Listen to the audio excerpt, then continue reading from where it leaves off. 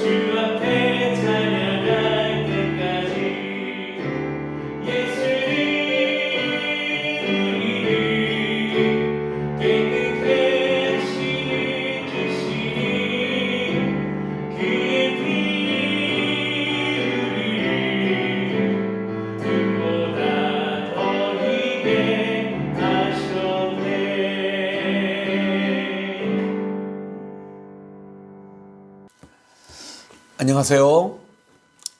기적의 40일 3주차 말씀이 진행되어지고 있습니다. 3주차 메시지는 회개의 이야기라고 말씀을 드렸죠. 그래서 우리가 어제는 회개는 하나님이 하시는 일이다. 자, 오늘 두 번째로 이 회개에 대한 이야기를 말씀을 드릴 때 이 회개는 말씀 사역이다 라고 하는 것을 우리가 함께 나누려고 하는 거예요. 예, 본질적으로 회개는 하나님이 하시는 일, 또 말씀 사역, 또 성령의 일하십니다. 이 과정들을 우리가 함께 나가려고 하는 것인데, 다음 시간에는 우리가 이 성령 사역과 더불어 진정한 회개의 이야기를 우리가 나누게 될 것이고요. 오늘은 우리가 이 회개는 말씀이 우리 안에서 이루어내는 일들임을 우리가 함께 나누고자 하는 것입니다. 자, 그러면 오늘 이제 우리가 본문은 요한복음 2장 말씀인데 우리가 흔히 잘 알고 있는 가나의 혼인잔치 이야기예요. 여기서 예수님이 물을 포도주로 만드는 놀라운 이적을 행하시죠. 자, 그런데 이것은 단순히 우리 주님의 능력을 보여주는 이적이 아니라 주님이 어떤 분이신가를 우리 가운데 보여주는 표적과도 같은 것이에요. 요한복음에 총 7가지 표적이 나오는데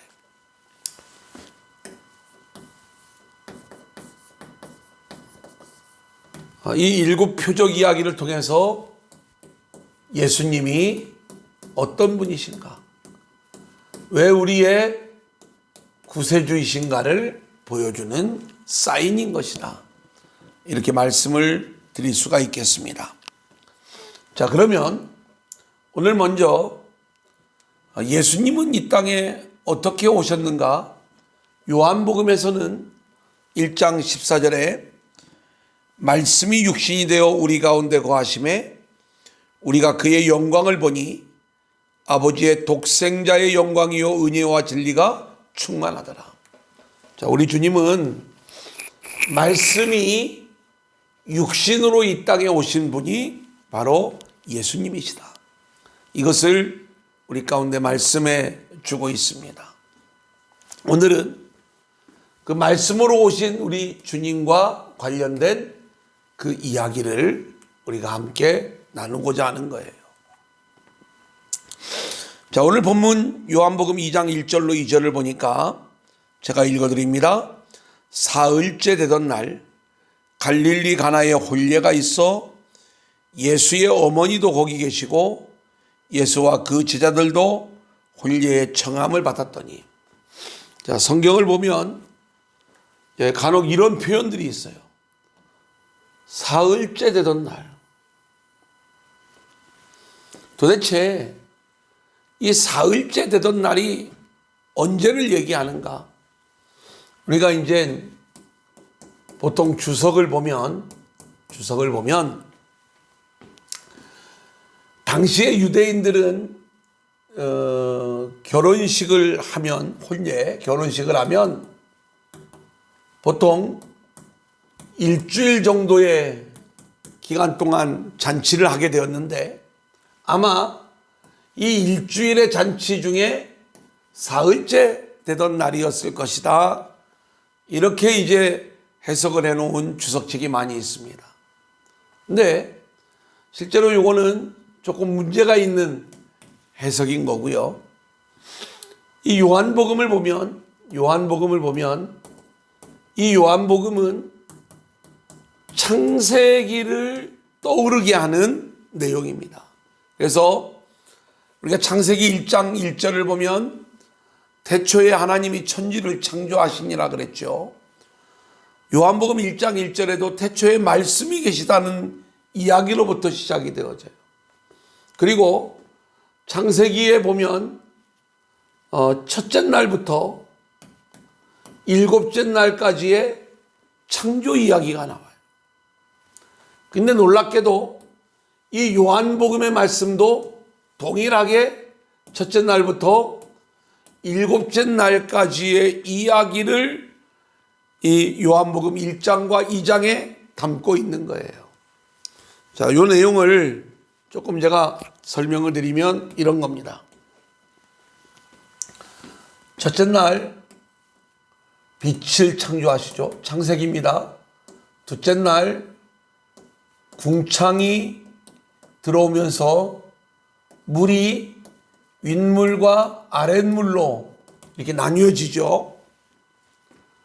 세 번째 날은 아랫물이 모여 이제 묻이 드러나게 되고 물이 모인 곳을 바다라고 이렇게 이야기하죠. 넷째 날은 해, 달, 별이 이제 창조되어지죠. 다섯째 날은 하늘의 새와 바다의 물고기가 창조되어지고, 여섯째 날은 짐승과 사람이 창조되어지고, 그리고 일곱째 날 안식을 하게 되죠. 이게 이제 창세기에 나오는 첫째 날부터 일곱째 날까지의 이야기인 것입니다. 우리가 요한복음을 보면은요, 요한복음에도 이렇게 첫째 날, 둘째 날 이렇게 표현 안 돼 있지만, 첫째 날은 빛으로 오신 예수님. 그러니까 이 빛과 이 빛이 연결이 되어지는 거예요. 요한복음에. 두 번째는 요한복음을 보면 이튿날 이런 표현이 나와요. 이튿날. 둘째 날이죠. 둘째 날 세례를 받으시는 예수님. 이 물이 갈라지죠. 윗물과 아랫물로 물이 갈라지는 건 성경에서 세례와 연결이 되어집니다. 그래서 둘째 날 세례를 받으시는 예수님의 이야기와 이 창조의 둘째 날 이야기는 같은 내용을 보여주고 있어요. 요한복음에 보면 읽다 보면 또 이튿날이라는 표현이 나와요. 이게 3일째 이제 세 번째 날이죠. 이날 우리 주님을 향하여 세례 요한이 하나님의 어린 양이로다. 마치 이 물이 다 모여서 바다를 이루고 육지가 드러나게 될 때 이 땅은 하나님 나라를, 바다는 저주받은 세상을 보여주는데 이 저주받은 세상을 구원하기 위하여 사명을 감당하는 우리 주님의 모습을 보면서 하나님의 어린 양이다 이렇게 이야기를 하는 거예요. 넷째 날은 제자를 부르시는 장면이 나와요. 제자를 부르심. 그래서 우리가 이 넷째 날 해달별은 사실은 성령의 이야기를 보여주는데 이 성령의 인도와 보호를 보여주는 건데 성령님의 역사 속에 제자가 세워지는 이야기. 그리고 다섯째 날, 여섯째 날 이야기는 계시록 이 요한복음에는 등장하지 않습니다. 근데 이 넷째 날 다음에 사흘째 되는 날이 일곱째 날이에요. 이게 요한복음 2장이에요. 지금 이 사흘째 되는 날은 바로 이 넷째 날 이야기까지 나오고 여기서부터 사흘째 되는 날, 일곱째 날 가나의 혼인잔치 이야기가 나옵니다. 그러니까 오늘 가나의 잔치 이야기에서 나오는 물로 포도주를 만드는 이야기는 마치 이 일곱째 날 창조를 마치고 안식하는 이야기와 연결이 되어지는 거예요. 그러니까 이 사흘째 되던 날이라고 하는 걸 그냥 사도 요한이 아무렇게나 표현을 해놓은 게 아니라 바로 이러한 배경 속에서 이 내용을, 그래서 오늘 이 가나의 혼인잔치 이야기는 우리가 하나님 나라에서 안식하는 그 하늘의 혼인잔치 이야기를 우리 가운데 사인으로 보여주는 것이다. 자, 그 내용들 우리가 한번 살펴보도록 하겠습니다. 자, 그러면 3절 말씀을 볼까요? 포도주가 떨어진지라 예수의 어머니가 예수에게 이르되 저들에게 포도주가 없다 하니. 자, 보면 잔치집에 포도주가 떨어졌어요. 그죠? 포도주가 떨어졌어요. 우리는 잔치의 기쁨이 사라지게 되었죠. 포도주가 없으니까. 근데 이 이야기는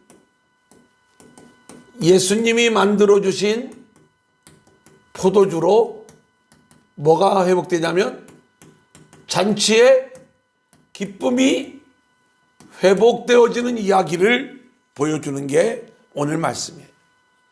그리고 미리 답을 드리지만 예수님이 만들어주시는 포도주는 여기서는 물로 포도주를 만들고 있지만 예수님이 만들고자 하는 포도주가 따로 있었어요.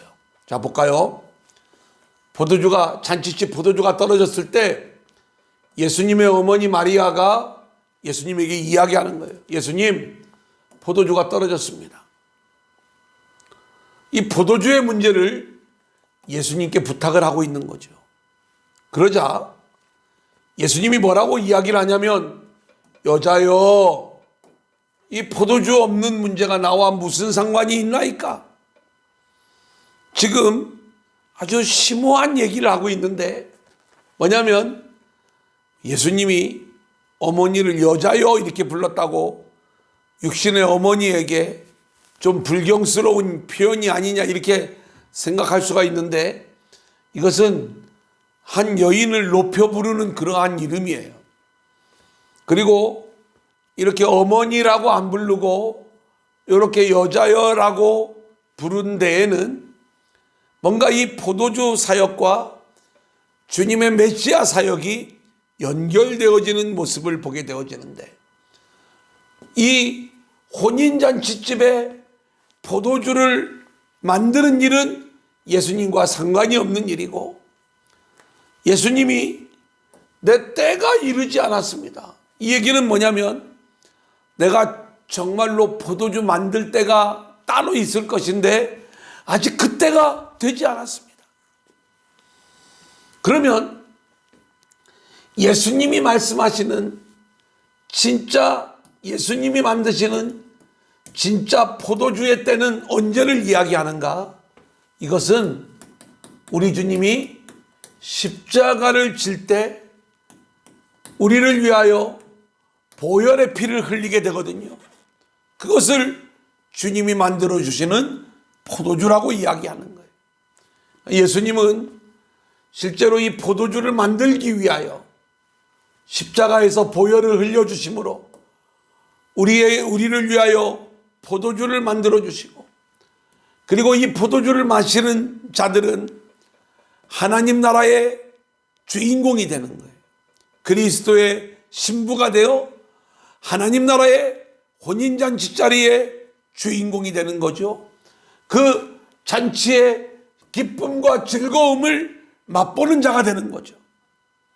그래, 지금 이 가나의 혼인잔치에 포도주가 없어서 기쁨이 사라져 버렸는데, 예수님이 만들어주시는 포도주로 기쁨이 회복되어지는 것처럼, 예수님은 진짜 예수님의 때, 그 십자가를 질 때 우리를 위하여 그 몸에서 진정한 포도주를 만들어 주실 것인데, 이 주님의 보혈을 먹는 자, 그 포도주를 마시는 자들은 하늘의 혼인잔치의 기쁨을 맛보게 되는 것이다. 그 기쁨이 회복되는 것이다. 이 내용을 보여주고 있는 게 가나의 혼인잔치 이야기다. 이렇게 말씀을 드릴 수가 있겠습니다. 자, 그러면 이제 예수님이 내 때가 이르지 아니하였다라고 하는 것은 십자가의 때라고 말씀드렸죠.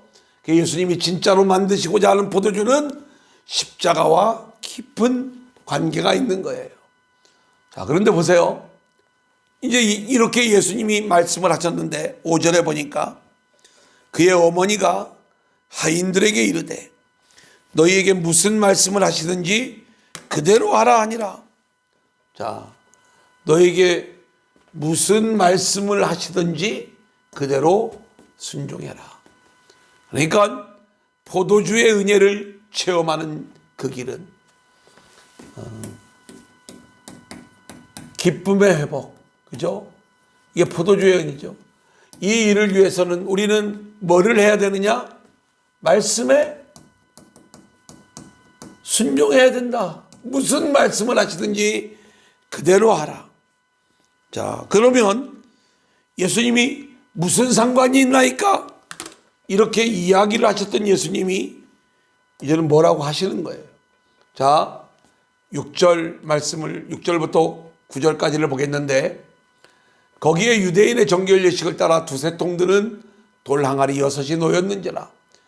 예수께서 그들에게 이르시되 항아리에 물을 채우라 이렇게 말씀하시는 거예요. 아기까지 물을 채우니 이제는 떠서 연회장에게 갖다 주라 이렇게 얘기하는 거예요.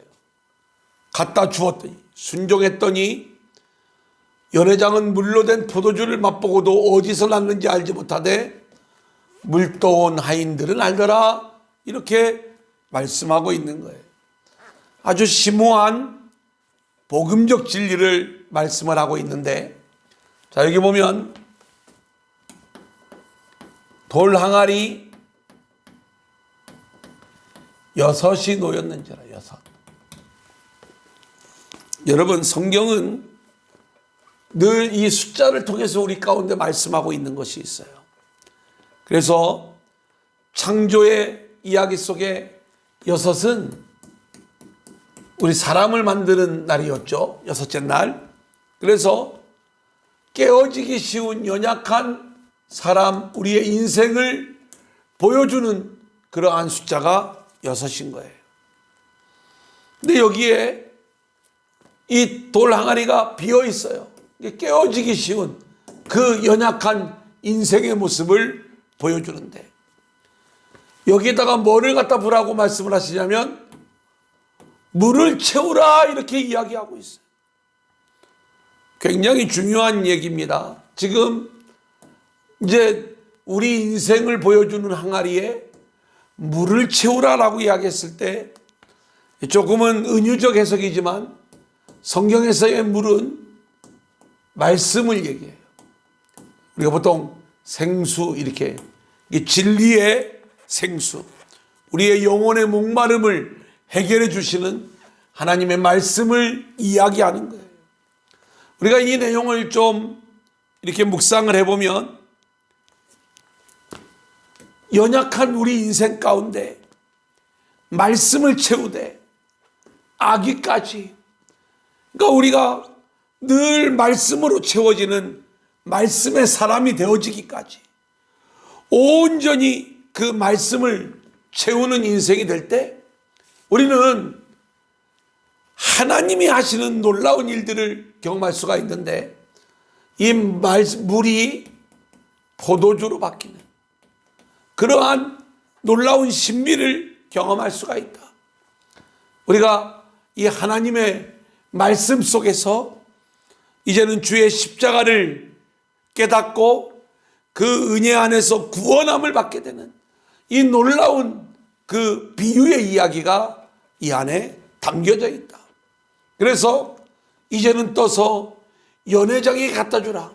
그 말씀대로 우리가 순종하는 삶을 살 때 십자가의 복음을 우리가 알게 되는 것이고, 그리고 그 복음의 삶을 살 때에 우리는 하늘의 기쁨, 그 맛, 이것을 우리가 알게 되는 것이다 라고 하는 것을 이 이야기는 우리 가운데 들려주고 있는 거예요. 조금 어려운 얘기지만 다시 한번 설명을 드립니다. 지금 요한복음의 7째 날은 창조의 7째 날처럼 안식, 이건 하늘의 혼인잔치를 보여주는 이야기라고 말씀을 드렸어요.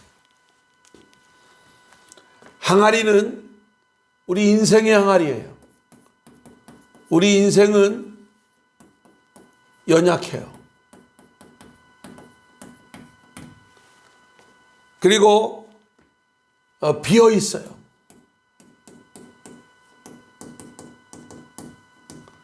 이 연약한 인생의 항아리에 물이 채워져야 돼요.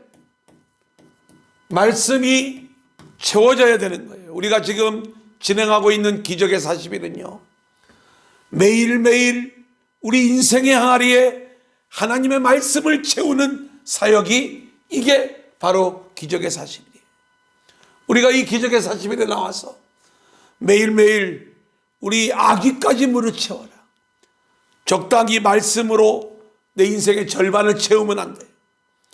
그 말씀이 흘러 넘치기까지 우리는 말씀을 읽고 듣고 묵상하고 말씀과 함께하는 삶을 살아야 되는 거예요. 이때 우리는 십자가의 복음을 깨닫게 되는 것이고, 이 보혈의 포도주의 비밀을 아는 자가 되는 거예요. 연회장은 몰라요. 알지 못하되 물떠온 하인들은 알더라. 우리가 물을 채워보면 이 비밀이 어디에 있는지를 알게 되는 거예요. 자, 우리는 이 회개가 말씀 사역이다라고 이야기했습니다. 실제로 깨어지기 쉬운 우리의 이 연약한 인생 가운데 말씀의 생수가, 이 말씀의 물이 우리 가운데 채워지게 되면 내 속에 있는 모든 십자가의 비밀을 깨닫게 되고, 이로 말미암아 모든 죄의 문제가 떠나가게 되고, 이 포도주의 은혜로 말미암아 이제는 우리가 하늘의 주인공이 되어 하늘의 기쁨의 잔치자리에 들어가게 되는 이 놀라운 일들이 우리 가운데 이루어지게 되는 것이다. 여러분, 죄인 하나가 회개하고 돌아왔을 때 하늘의 잔치가 열리잖아요. 그 잔치의 기쁨을 우리도 맛볼 수 있는 인생이 되는 것, 이것이 바로 물로 우리가 체험을 받았을 때, 그러니까 회개라고 하는 것은 연약한 내 인생의 항아리에 하나님의 말씀의 물이 담기는 일이다. 말씀이 우리 가운데 채워지게 될 때 우리는 십자가의 복음을 알게 되고, 주님의 십자가에서 흘리신 포도주의 비밀을 우리가 깨달아 알게 되는 것이고, 그 보혈을 마심으로 죄의 문제가 해결되고 하늘의 기쁨이 우리에게 누려지게 되는 것, 이것이 바로 이제 오늘 요한복음 2장이 말씀하고 있는 물로 포도주를 만드는 이야기 속에 담겨져 있는 복음의 내용인 것입니다. 이제 이 내용을 좀 정리해 드리겠습니다. 회개는 말씀과 은혜가 우리 안에 뚫고 들어옴으로 시작되는 일이에요. 말씀이 우리를 십자가의 자리로 인도하는 거예요. 우리는 그렇게 말씀을 채우고 그 말씀을 순종하며 나를 때 우리 안에 있는 죄의 문제가 해결되고, 그리고 하늘의 기쁨을 맛보는 포도주의 맛을 아는 자들로 우리 모두가 세워지는 거예요. 죄의 문제가 해결되고 구원받은 인생이 되어 하늘의 주인공으로 세워지는 것이죠. 그러기에 우리는 이 기적의 40일에 열심히 나와서 우리 인생의 항아리에 말씀을 채우는 일들이 있어야 됩니다. 우리가 온라인으로 진행을 하지만 시간마다 그 자리를 지켜가면서 선포되어지는 말씀 속에 우리는 그 말씀으로 내 인생의 항아리를 채우되 아기까지 다 채우면서 이 말씀을 믿음으로 순종하며 날라야 되는 거예요. 그때 우리는 포도주의 비밀을 아는 자들이 되는 것이고, 어린 양의 혼인잔치에 들어가는 자들이 되는 것이다. 자, 숫자 이야기 하나만 더 하면 항아리 6이 있다고 했어요. 이 6은 우리 인생의 항아리를 보여주는 거예요. 그러니까 여기에 물이 담겨야 된다라고 이야기했죠. 말씀이. 그런데 우리 하나님은 그때 7번째 항아리가 되어주시는 거예요. 성경에서 7은 언약, 그리고 맹세를 의미해요. 하나님이, 우리 주님이 언약의 항아리가 되셔서 우리를 위하여 그 온몸을 통해 물과 피를 쏟아주시는데, 이것이 우리를 위하여 베풀어 주시는 주님의 포도주다.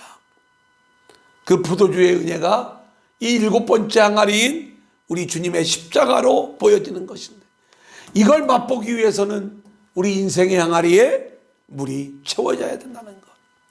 이번 기적의 40일에 우리에게 정말로 이런 일들이 있기를 원해요.